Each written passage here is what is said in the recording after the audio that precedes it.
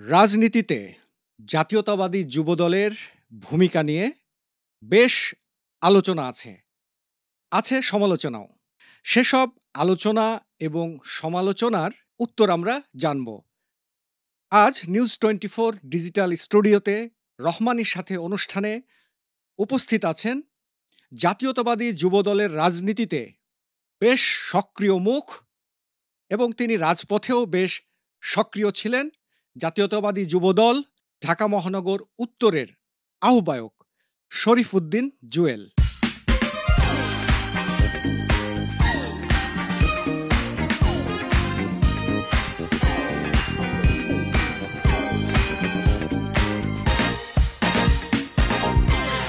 শরীফ ভাই, আপনাকে স্বাগত আমাদের স্টুডিওতে। ধন্যবাদ রহমানী ভাই, আপনাকেও অনেক ধন্যবাদ আমাকে আজকে আপনাকে এখানে আমাকে কথা বলার সুযোগ করে দেওয়ার জন্য এবং আমাকে আজকে আমন্ত্রণ জানানোর জন্য।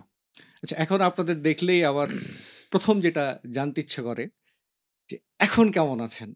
আলহামদুলিল্লাহ, কোনো সন্দেহের কোনো অবকাশ নাই। আমরা একটা মাফিয়া ফ্যাসিস্ট মুক্ত দেশে বসবাস করতেছি। এটা আমাদের দীর্ঘদিনের একটি লালিত আমাদের একটি স্বপ্ন ছিল এবং যে কারণে আমরা দীর্ঘদিন ধরে আমরা আন্দোলন সংগ্রাম করেছিলাম। আমরা ফ্যাসিস্ট মুক্ত আমরা একটি দেশ গড়ব, সেই দেশে আমরা এখন বসবাস করতেছি। শরীফ উদ্দিন জুয়েল ভাই, আপনি জাতীয়তাবাদী যুবদলের রাজনীতিতে আছেন। রাজনীতিতে কিভাবে আপনি যুক্ত হলেন? আমি জাতীয়তাবাদী ছাত্রদলের আমি একজন কর্মী থেকে আমার রাজনীতির হাতেখড়ি শুরু হয়। আচ্ছা। আমি সর্বপ্রথম গুলশান থানা ছাত্রদলের ১৮ নম্বর ওয়ার্ডের আমি প্রতিষ্ঠাতা সাধারণ সম্পাদক হিসেবে আমার রাজনীতির হাতেখড়ি। পরবর্তীতে আমি তিতুমীর কলেজে আমি ভর্তি হয়ে তিতুমীর কলেজের ছাত্রদলের মাধ্যমে আমার রাজনীতি তখন আমাদের আরেকটা আমার পথ চলা শুরু হয়।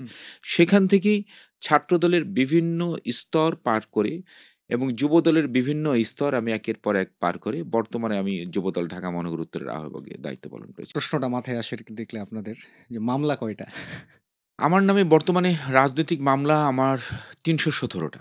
৩১৭টা মামলা। ৩১৭টা রাজনৈতিক মামলা। এর মধ্যে ৩টি মামলায় আমি সাজাপ্রাপ্ত, আমাকে সাজা দেওয়া হয়েছিল ৩টি মামলাতে আমাকে। আচ্ছা।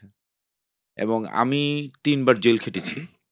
৩ বার জেল খেটেছি। এর মধ্যে আমি ৪২ দিন ২০১৩ সালে যখন আমি গ্রেফতার আমাকে করে, তখন আমাকে ৪২ দিন তারা আমাকে গুম করে আয়নাঘরে আমাকে রেখেছিল। আমি তো আসলে আজকে বেঁচে আছি, আল্লাহর কাছে লাখো শুকরিয়া আদায় করছি। আমি তো এই ১৭টি বছর আমি ১৭ সেকেন্ডের জন্য কিন্তু আমি আমার নিজ বাড়িতে কিন্তু আমি ঘুমাতে পারিনি, থাকতে পারিনি। ১৭টা বছরই ফেরারি জীবন যাপন করে রাজপথের আন্দোলন করেছি, সংগ্রাম করেছি, লড়াই চালিয়ে গিয়েছি। ১৭টা বছরের মধ্যে আমি কখনো আমার নিজের বাড়িতে আমি তখন বা ১৭টি সেকেন্ডের জন্য আমি অবস্থান করতে পারিনি। এইভাবেই আমাদের ১৭টি বছর কেটেছে। আচ্ছা, আপনি গুমের কথা বললেন। এটা আ কবে কিভাবে হয়েছিলেন? এটা ২০১৩ সালে। হুম। ২০১৩ সালে আমাকে গুম করা হয় তখন। আমি আমাকে স ২০১৩ সালের ২ টি ঘটনা আমাকে গ্রেফতার করার আগেই গ্রেফতার করে যে আমাকে তারা ৪২ দিন যে তারা আমাকে হলো আয়নাঘরে রেখেছিল। এর আগে ওয়ার্ড বিএনপির সাধারণ সম্পাদক সাজিদুল ইসলাম সুমন ভাই। হুম। সুমন ভাই এবং আমরা ২ জনে তখন দেখা গেছে যে মহাখালী, আমি তখন ছাত্রনেতা। তো আমি তখন ছাত্রদল ঢাকা মহানগর উত্তরের অবিভক্ত ছাত্রদল ঢাকা মহানগর উত্তরের আমি সিনিয়র সহসভাপতির দায়িত্ব পালন করছি। হুম। মহাখালী, গুলশান, বনানী, খিলক্ষেত, বিমানবন্দর এই অঞ্চলটাতে আসলে তখন আমাদের যে অবরোধ চলছিল ২০১৩ সালে, তো সেই অবরোধের আমাদের টানা অবরোধ চলাকালীন সময় আমি এবং সুমন ভাই আমরা ২ জনে দলের পক্ষ থেকে আমাদেরকে সমন্বয় করে তখন আমরা আন্দোলনের কার্যক্রমটাকে আমরা হুম। পরিচালনা করি। আমি এবং সুমন ভাই আমরা তখন বসুন্ধরা আবাসিক এলাকার আই ব্লকের একটি বাড়িতে বসে আমাদের তখন আগামীকালকের আমরা সকালবেলা হুম। পিকেটিংটা আমরা কিভাবে করব বা হুম। আমরা মিছিলগুলা কিভাবে কোথা থেকে শুরু করব, হুম। এই একটা নিয়ে তখন আমাদের আলোচনা চলে। এর আগের দিনও আমরা এখানে বসে আলোচনা করেছি এবং ওই দিনেও আমাদের আলোচনা করার কথা। আমি তখন সুমন ভাই বসেছিল। সুমন ভাই ওখানে বসে থাকার পরে সুমন ভাইয়ের সাথে আমার ফোনে যোগাযোগ হওয়ার পরে আমি ওখানে আসবো। তখন আমি সুমন ভাইকে বললাম, "সুমন ভাই, এই তো মাগরিবের আজানের সময় হয়ে গেছে। আপনি তাহলে ওই আমাদের ছেলেদের সাথে আপনি কথা বলা শুরু করেন। আমি মাগরিবের নামাজটা পড়ে আমি আসতেছি।" ওটা সুমন বসে আমার সর্বশেষ কথা। তো সুমন বলল, "ঠিক আছে, তুই আসতে থাক। আমি ওদের সাথে আমি কথা বলতেছি।" আমি তখন মাগরিবের নামাজটা পড়ে ওখানে আমি যাবো। আমি যখন বসুন্ধরা বাস স্ট্যান্ড যেটা মেইন গেট থেকে আমি যখন বসুন্ধরার ভিতরে আমি রিক্সা নিয়ে আমি যখন ঢুকবো, তখন তো আসলে আমরা বাইকে আমরা চলতে তখন আমাদের ছদ্মবেশ করে চলতে হয়। হুম, কখনো হেঁটে যাই, কখনো রিক্সায় যাই, কখনো বাসে যাই। তো এই অবস্থায় যখন আমি রিক্সা দিয়ে যখন আসতেছি, আসার পরে তখন দেখলাম যে হঠাৎ করে বসুন্ধরা গেটের থেকে গ্রামীণফোন হেড অফিসটা যখন পার হচ্ছে, তখন দেখলাম যে ২-৩ টা র‍্যাবের গাড়ি বের হয়ে যাচ্ছে। আমি ভিতরে যাচ্ছি। ভিতরে ঢোকার পরে তখন দেখতেছি সুমন ভাইয়ের মোবাইলটা বন্ধ। হুম। বন্ধ থাকার পরে বাই দিস টাইম তখন আমাকে আবার একজনে বলল যে অবস্থা যে, "ভাই আপনি ওদিকে যায়েন না। ওদিকে দেখলাম র‍্যাবের লোকজন ওখানে গিয়ে ওখানে হলো কয়েকজন বসা ছিল তাদেরকে তারা উঠায় নিয়ে চলে গেছে।" হুম। ওই দিনটা যদি আমি মাগরিবের নামাজটা না পড়ে যদি আমি আগে যদি ওখানে যেতাম, তো সুমন ভাইয়ের সঙ্গে ওই যে সুমন ভাইকে নিয়ে গেল সুমন ভাইকে ৬ জনকে, তাদের কিন্তু এখন পর্যন্ত কিন্তু তাদের হদিস পাওয়া যায়নি। আমরা ২০২৪ সালের ৫ই আগস্টের পরে অনেককে আয়নাঘর থেকে ফিরে আসতে দেখেছি, অনেককে পেয়েছি, অনেকে ফেরত এসেছে। সুমন ভাই কিন্তু এখনো আসেনি। এর পরবর্তীতে তার ১ সপ্তাহ পরে তারা আমাকে ডিবি এবং র‍্যাব তারা মোবাইল ট্র্যাকিং করে তারা আমাকে গ্রেফতার করে। হুম। গ্রেফতার করার পরে তখন আমাকে ১ম এই নিয়ে গিয়ে তারা গাড়িতে উঠায় চোখ-টোক বেঁধে আমাকে তারা হলো অমানসিক অত্যাচার করা হলো। আপনি এভাবে খেয়াল করে আজকে আমার বাম পা এবং ডান পা দুটো পায়ের আমার হাঁটুর আমার লিগামেন্ট নাই তাই? অত্যাচারের কারণে। আমি এখনো স্বাভাবিকভাবে কিন্তু এখন কিন্তু হাঁটতে পারি না। হ্যাঁ, আপনাকে দেখলাম যে হ্যাঁ, বসে যখন হ্যাঁ, উঠলেন আপনি হ্যাঁ। এখন আমি হাঁটতে পায়ে হাত পারি। ২ টা দিচ্ছিলেন। পায়ের লিগামেন্ট আমার নাই। তো আমাকে তারা ১ম এ গাড়িতে চোখ বেঁধে পিছনে হ্যান্ডকাপ পরিয়ে তারা আমাকে এমনভাবে গাড়িতে রেখে তারা আমাকে তাদের বুট দিয়ে লাথ্থাতে লাগলো, ফেলে দিল এবং আমাকে তারা একটা পর্যায়ে তারা আমাকে চোখ বেঁধে পিছনে হ্যান্ডকাপ পরিয়ে তারা আমাকে বলতে লাগলো যে, "তোর তো আজকে এখনই তোর তো শেষ সময়। তোর কিছু যদি তোর মনের নিয়ত থাকে, তুই নিয়ত কর। তোর যদি তৌবা করার ইচ্ছা থাকে তুই তৌবা কর।" আমাকে তারা ক্রস ফায়ার দিতে নিয়ে তারা নিয়ে গেল। আমি সত্যি কথা বলতে মৃত্যুটাকে আমি তখন একদম কাছে থেকে দেখেছি। একদম কাছে থেকে। আমি মানসিকভাবে প্রস্তুত হয়ে গেছি। আমি মনে হয় আর ৫ মিনিট বা ১০ মিনিট হয়তো আল্লাহ আমাকে হায়াত দিয়ে বেঁচে রেখেছে। আমি তো একটু এই মুহূর্তে আমি নিজেকে মৃত্যুটাকে প্রস্তুত করার জন্য আমার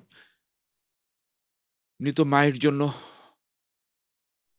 আমি অপেক্ষা করছি এবং আল্লাহর কাছে আমি আমার কৃতকর্মের জন্য বা কোনো ভুল যদি করে আল্লাহকে আমি তৌবা করতেছি। এই অবস্থায় আমি আছি। আমাকে তারা নিয়েও গেল। গাড়িতে তারা আমাকে অনেকক্ষণ ঘোরালো। গাড়িতে অনেকক্ষণ ঘোরানোর পরে তারপরে দেখলাম যে ঘোরাতে জানি না তারা আমাকে এনে পরে এমন একটা জায়গায় তারা আমাকে রাখলো। তো আসলে সেখানে শুধু আমি আমার মতো আরো কিছু রাজনৈতিক সহকর্মীদেরকে আমি দেখেছি। আর কাউকে আমি সেখানে আর পাইনি। সেখানে আমি কিন্তু যখন আমাকে ওই রুমে যখন রাখা হয় তখন কিন্তু আমারই রাজনৈতিক সহকর্মী ছোট ভাই মহানগর দক্ষিণ যুবদলের বর্তমানে সদস্য রবিউল ইসলাম নয়নকে তখন আমি সেখানে পাই গিয়ে। হুম। এভাবেই আমাকে মানে প্রায় ৪২ দিন আমাকে সেখানে রাখা হয়। ৪২ দিন পরে তখন আমার তো প্রতিটা দিন আমাদেরকে তো অকথ্য মানে পরিবার অকথ্য কি জানতে শারীরিক পেরেছিল নির্যাতন। আপনারা কোথায় আছেন? না, পরিবার জানতে পারেনি। আচ্ছা, বলেন। ৪২ দিন পরে তারা আমাকে আদালতে হাজির করে। আচ্ছা, এই যে ৩০০ র অধিক মামলা, আত্মরক্ষা কিংবা কৌশলগত কারণে তো আত্মগোপনে আপনাদেরকে যেতে হতো গ্রেপ্তার এড়াতে। এমন কোনো ঘটনা কি আমাদের বলতে পারবেন যে যেটা আপনার মনে দাগ কেটেছে, আপনি খুব কষ্ট পেয়েছেন অথবা আপনি খুব আনন্দিত হয়েছেন? প্রথমত বলি আমার মা ২০১১ সালে ইন্তেকাল করেন। আপনাকে তো আমি ১ম এই বলেছি। আসলে ১৭ বছরের মধ্যে 111 এর পর থেকে ১৭ এর পর থেকে এক ১৭ মিনিটের জন্য কিন্তু আমার বাড়িতে আমি কিন্তু ঘুমাতে পারিনি। আমার মা ২০১১ সালে ইন্তেকাল করেছেন। তো ২০১১ সালে আমার মা ইন্তেকাল করেছেন জুলাই মাসে। তো হঠাৎ করে আমার মা হেপাটাইটিস সি ভাইরাসের আক্রান্ত ছিলেন। মা তখন দেখা যাচ্ছে একদিন খুব হঠাৎ করে খবর পেলাম যে মার অবস্থা খুবই আশঙ্কাজনক। আমি খুব সর্বোচ্চ একটা ঝুঁকি নিয়ে হুম, ছদ্মবেশ ধারণ করে আমার মার পাশে আমি গিয়ে বসলাম। মা তখন প্রায় অচেতনের মধ্যে ঘুমিয়েছিল। আমি আমার মার পাশে বসার সাথে রাত্রে তখন কয়টা হবে? রাত্রে আনুমানিক ১:৩০ টার সময় আমি বাসায় ঢুকেছি। আমাকে কেউ যেন দেখতে না পারে আমি বিভিন্নভাবে হুম, রেকি করে আমি গিয়েছি। আমি মার পাশে বসার পরপরই আমার মা তখন ওই অসুস্থ অবস্থায় উঠতে পারে না। আমার মা ওই অবস্থায় উঠে বসে আমার মাথায় হাত বোলাচ্ছে। আমি আমার মাকে হাত বোলাচ্ছি। আমার মা আমার গালে কপালে চুমু দিয়ে দিচ্ছে এবং আমার আমাকে বারবার বলতেছে, "বাবা তুই চলে যা। যেকোনো সময় পুলিশ এসে তোকে গ্রেফতার করে নিয়ে যাবে। তুই চলে যা বাবা। তুই থাকিস না। আমার সামনে তোকে গ্রেফতার করে নিয়ে গিয়ে তোকে মেরে ফেলবে। এটা আমি সহ্য করতে পারব না। তুই চলে যা বাবা।" তো ওটাই ছিল আমার মার সাথে আমার শেষ সাক্ষাৎ। আমার মার মৃত্যুশয্যায় আমি থাকতে পারিনি আমি।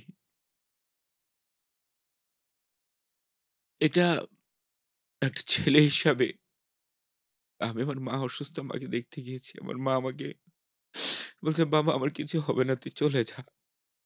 তুই যেকোনো সময় পুলিশ এসে গ্রেফতার করে নিয়ে যাবে।" এরপরে আমার সুস্থ মাকে আমি আর কখনো দেখতে পাইনি। মার মৃত্যুর শয্যায় আমি আর থাকতে পারিনি। তার ১ মাসের মাথায় আমার মা ইন্তেকাল করেন। তো আসলে আমাদের জীবনটা আসলে আমরা জীবনের সর্বোচ্চ ত্যাগ করেছি। আমাদের জীবনের পরিবার, আত্মীয়স্বজন বলতে আসলে আমরা কখনোই আমরা দলের এবং দেশের সংকটে আমরা নিজেদেরকে আমরা কখনো পিছপা রাখিনি। ৫ আগস্ট ছাত্র জনতার গণ অভ্যুত্থান। সেই আন্দোলনে আপনার কিংবা যুবদলের ভূমিকা কি ছিল?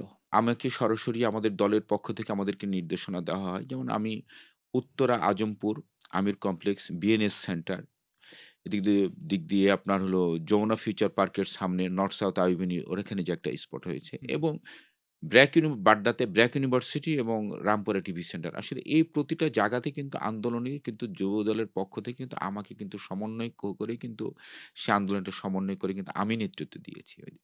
এটা হচ্ছে উত্তরাতে খুব সম্ভবত শহীদ মুগ্ধ যেদিন শহীদ হয় ১৯শে জুলাই। তখন আমরা কিন্তু একটি উত্তর আজমপুরের একই স্পটে আমরা ছিলাম। ওই স্পটে থেকে তখন আমরা ছিলাম আমির কমপ্লেক্সের সামনে একদম মেইন রোডে। আমরা দাঁড়িয়ে কিন্তু তখন আমরা মাফিয়া ফ্যাসিস্ট হায়নার বিরুদ্ধে কিন্তু আমরা কিন্তু সম্মুখ লড়াই আমাদের চলছে। যে মুগ্ধরা তখন আপনার আমির কমপ্লেক্সের পাশ দিয়ে যে রাস্তাটা আপনার সোজাটা সম্ভবত নাম হলো রবীন্দ্র সরণি। মুগ্ধ সব বেসরকারি ছাত্র ভাইয়েরা তখন তারা ওই রাস্তা থেকে তারা কিন্তু সেই তাদের কর্মকাণ্ড তারা হুম। চালিয়ে যাচ্ছে। ঐদিন আমার ওখান থেকে আমি এরকম সম্মুখযুদ্ধে ঐদিন আমার শরীরে ৭১ টা স্প্লিটার বিদ্ধ হয় ঐদিন। আচ্ছা। তখন আমার ওখান থেকে ৭ জন আমার সহযোদ্ধা ভাই শহীদ হয়। ৭ জন ওইখান থেকে এবং পরবর্তীতে মুগ্ধও কিন্তু গুলিবিদ্ধ হয়ে ওখানে মারা যায়। তো ওই সম্মুখ লড়াইয়ে তখন আসলে আজ বেঁচে থাকা আজকে যে বেঁচে আছি এটা তো আল্লাহর কাছে শুকরিয়া। এই যে আপনি ১ম যে কথাটা বললেন যে, "কেমন আছেন বলেন?" তো আমরা যে বেঁচে আছি আজকে ১৭ টা বছর মাফিয়া ফ্যাসিস্ট হাসিনার বিরুদ্ধে আন্দোলন করতে গিয়ে লড়াই করে এত মৃত্যুকে এরকমভাবে চোখের সামনে দেখে যে আসলে বেঁচে আছি, এটাই কি আল্লাহর কাছে আমরা লাখো হুম। শুকরিয়া আদায় করব না? ঐদিন ৬০ টা ছেলের মধ্যে ৪ টা ছেলে আমার সামনে তারা গুলিবিদ্ধ হয়ে তারা পড়ে গেল। আমি তাদেরকে গুলিবিদ্ধ অবস্থায় তাদেরকে আমি রিক্সায় তুলে দিলাম। রিক্সায় তুলে দিয়ে তাদেরকে আমি হসপিটালে নিয়ে গিয়ে তাদের আবার সেখানে আমি ট্রিটমেন্টের জন্য চেষ্টা করতেছি। তো ওই আমি এই কাজগুলো করতেছি এর মধ্যে ৪ টা ছেলে মারা গেল। ঐদিন তো আমার শরীরে তো ৭১ টি স্প্লিট। আমি তো বেঁচে থাকার কথা না রে ভাই। সমালোচকরা বলেন যে যুবদল আন্দোলনের চেয়ে সংঘর্ষে বেশি জড়ায়। এই সমালোচনাটাও কিন্তু আছে। আপনি এই সমালোচনাটাকে কিভাবে দেখেন? এটা আমি আসলে এটা সমালোচকরা তো সে সমালোচনা করবেন এটাই সবচেয়ে মানে হলো বিষয়, স্বাভাবিক একটা বিষয়। যুবদলটা বর্তমানে বললাম না, যুবদলটা বর্তমানে হচ্ছে বিএনপির যতগুলো অঙ্গ সংগঠন আছে এর মধ্যে হুম। সবচেয়ে শক্তিশালী সংগঠন হচ্ছে সাংগঠনিকভাবে এবং তাদের আমাদের নেতাকর্মীদের সমস্ত কিছু অংশগ্রহণমূলক সমস্ত কিছুতে যুবদলটা হচ্ছে বর্তমানে সবচেয়ে বড় একটি আমাদের সংগঠন বিএনপির অঙ্গ সংগঠনের মধ্যে। তো সেটা আসলে এটাকে কেন্দ্র করে আসলে অনেকে সমালোচকরা আছে আসলে যুবদলটাকে ক্ষতিগ্রস্ত করতে পারলে আসলে বিএনপির ক্ষতি করা সম্ভব। এভাবে তারা অনেক সময় নানা ধরনের নানা কিছু বলে যায়। বিএনপি যুবদল কোনো সংঘর্ষের মধ্যে আসলে তারা কিন্তু ৫ আগস্টের পরবর্তীতে যুবদল নিজেদের মধ্যে বা যুবদলের সাথে অন্য কারো সংঘর্ষে কোনো ক্ষয়ক্ষতি হচ্ছে, হানাহানি হচ্ছে। আসলে এই বিষয়ে কিন্তু সুনির্দিষ্টভাবে কোনো কিছু কিন্তু নাই। এটা অনেক জায়গায় আমরাও শুনতে পাই, কিন্তু যেখানে আমরা এগুলো শুনতে পাই সেখানে আমরা যে জিনিসগুলো আমরা ব্যাখ্যা দিতে পারি আমরা। আচ্ছা। কিন্তু গণমাধ্যমে তো এরকম খবর আসে। আ বিশেষ করে দখল, চাঁদাবাজি এই বিষয়গুলোর সাথে যুবদলের সংশ্লিষ্টতা নিয়ে খবরও আসে। তো এই সমস্ত বিষয়গুলো নিবৃত করার জন্য, শৃঙ্খলা রাখার জন্য আপনাদের প্রসেসটা কি? আপনারা মানে এগুলোকে কিভাবে নিবৃত করছেন, দমন করছেন? আমাদের বিরুদ্ধে অপপ্রচারটা এত বেশি চালানো হচ্ছে যে দখলদারিত্ব এটা ওইটা, হ্যাঁ? একেবারেই যে নাই আমি কিন্তু সেটা কিন্তু বলব না। হুম, যেগুলো হচ্ছে আমরা সেই জায়গাতেই আমরা তাৎক্ষণিকভাবে তার বিরুদ্ধে আমরা ব্যবস্থা নিচ্ছেন। সাংগঠনিক ব্যবস্থা নিচ্ছি এবং কিছু, কিছু ক্ষেত্রে আমরা কিন্তু দল থেকে তার বিরুদ্ধে কিন্তু মামলাও করছি। হুম, সে নজিরও আপনারা দেখেছেন।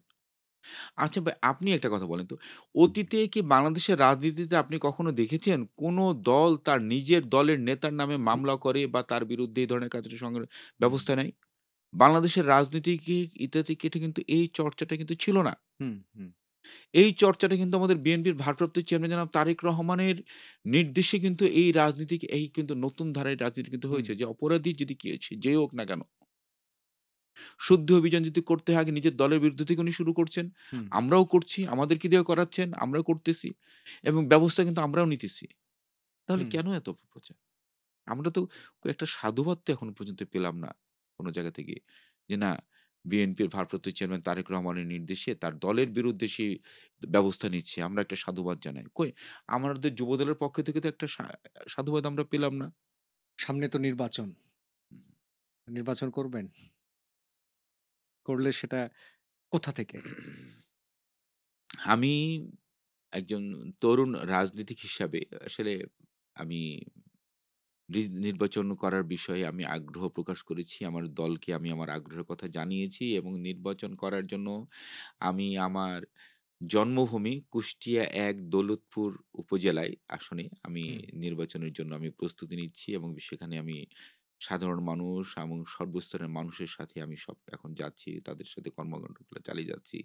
আমি একজন প্রার্থী হিসাবে নিজেকে আমি যেভাবে কাজ করা প্রয়োজন সেভাবে কাজ করছি। আসলে আমার কাছে এখানে বেশ কিছু হুম, বিষয় কিছু আসলে আমি আসলে রাজনীতিটাকে আমি আসলে একটা ক্ষমতার প্রতিযোগিতা হিসাবে রাজনীতিটাকে আসলে আমি দেখি না। হুম, রাজনীতিটাকে আমি দেখি আসলে এখানে ত্যাগ, দুঃখ দুর্দশায় মানুষের পাশে দাঁড়াতে হবে এবং দেশ এবং দলের সংকটে নেতৃত্ব দিতে হবে। এবং আমি আশাবাদী আমার নেতা বিএনপির ভারপ্রাপ্ত চেয়ারম্যান জনাব তারেক রহমান, উনি আসলে একজন আগামী দিনের মানে একজন প্রার্থী হতে গেলে তার কি তার যোগ্যতা থাকা লাগবে, আসলে সেই যোগ্যতাগুলো প্রথমে উনি বলেছেন যে এলাকায় তাকে জনপ্রিয়তা হতে হবে। দ্বিতীয়ত তাকে স্বচ্ছ হতে হবে এবং তার একটা স্বচ্ছ ইমেজ থাকতে হবে এবং এলাকাতে তার হলো মানে আন্দোলন সংগ্রামে রাজপথের সামনে থেকে তার নেতৃত্ব দিতে হবে। আসলে এই সবকিছুর উপরে ভিত্তি করে আমি আশাবাদ। শরীফুদ্দিন জুয়েল ভাই আপনাকে অনেক, অনেক ধন্যবাদ। আপনি আমাদেরকে সময় দিয়েছেন। আপনার জন্য শুভকামনা থাকলো। দর্শক, আপনারা দেখছিলেন রহমানির সাথে অনুষ্ঠান। আজকে আমাদের মাঝে উপস্থিত ছিলেন জাতীয়তাবাদী যুবদল ঢাকা মহানগর উত্তরের আহ্বায়ক শরীফুদ্দিন জুয়েল। আর সাথে ছিলাম আমি কায়সার রহমানি। দর্শক, আপনারা আমাদের সঙ্গেই থাকবেন। আগামীতে আবার দেখা হবে।